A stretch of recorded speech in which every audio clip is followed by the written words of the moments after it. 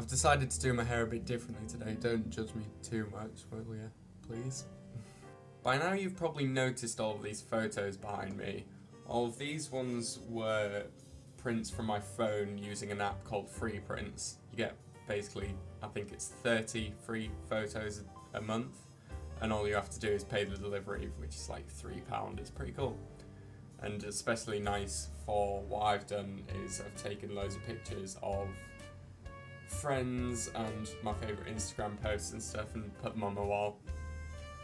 All of these ones are from my 35mm film camera. First of all, I have these two Agilux Agimatics, I think they're called. I got them as a pair off eBay, and I've literally never used them.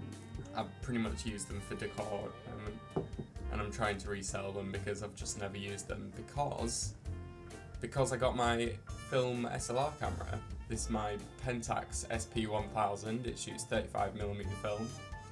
At the moment I'm using Kodacolor 200 ISO film, and I've also got this cool leather and canvas strap for it for when I'm out and about. I'm just going to take the lens off so that you can see the internal mechanics, because it's probably my favourite thing about shooting with film. So you just screw it off, and then you've got the body of the camera, which if I just open up the back as well, and I'll set the shutter speed to bulb as well, and just click that down. You can see inside here, if I press the shutter, you can see all the way through it, which obviously the film would be at the back here, and yeah, you just get a really raw picture. And to advance the film, you just pull that lever there, and it's from the other side. I'm holding the shutter down, that's why it's on bulb, but if I set it to half a second and close this, you can hear it when it. That's half a second. Let's do that again. Like that. Yeah, the lens is a 55mm prime lens. It goes up to f-stop 1.7. So it's a decent lens and a decent camera, especially for it being my first actual camera. The whole process of shooting on film is just so fun and authentic, you really can't recreate it on digital cameras. Loading the film, shooting, rewinding the film, then going to get them developed and waiting for them to be developed, then opening up the pack and then seeing your results. It's just so unique, it's great. Especially since you don't know what the outcome will be, because you haven't been able to see the results yet. You really have to take time with your shots and compose them correctly, or else it's just a waste. I'll just get down some of my favourites.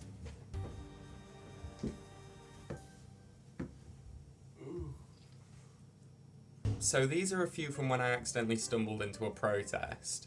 They're not brilliant, but I really like the contrast between the dark crowd and the bright colours of the policeman's jacket. So you can see there. And yeah. I like how you can just see me poking at the side. That. Sorry, there's glare as well. They are glossy. And the police van as well. I really like how you can see the outline of heads, but not actual any details within the crowd, it's just the actual police. And here's a few shots from out and about in Bristol, just completely random ones. So there's the harbour side. I especially like the yellow sign in this one. Just a random building. There we go. I'll just do it like this. Why didn't I do this before? See, you can tell I'm new to YouTube, can't you?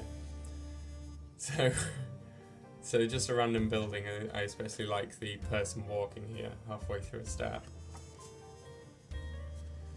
just some nice plant, which I really like the colours of. The fountain that wasn't actually on at the time, so it's just covered with pigeons. The cathedral. I don't even know what this is, but you can see the road's closed on this one. There. The road's closed signs because of the protest. And the fountain and City Hall, which is all nearby me. So yeah, they're a few of my favourites.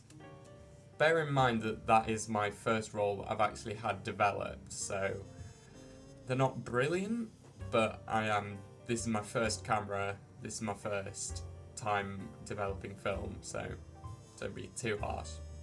It's actually a surprisingly cheap hobby to get into. This Pentax was £20 off eBay, so it's really cheap. You've just got to have patience when browsing eBay, make sure you're getting good quality cameras that are working.